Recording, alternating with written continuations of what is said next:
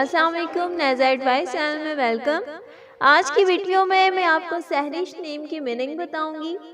सहरिश बहुत ही प्यारा नेम है और ये फ़ारसी ज़बान का नाम है और मुस्लिम गर्ल नेम है।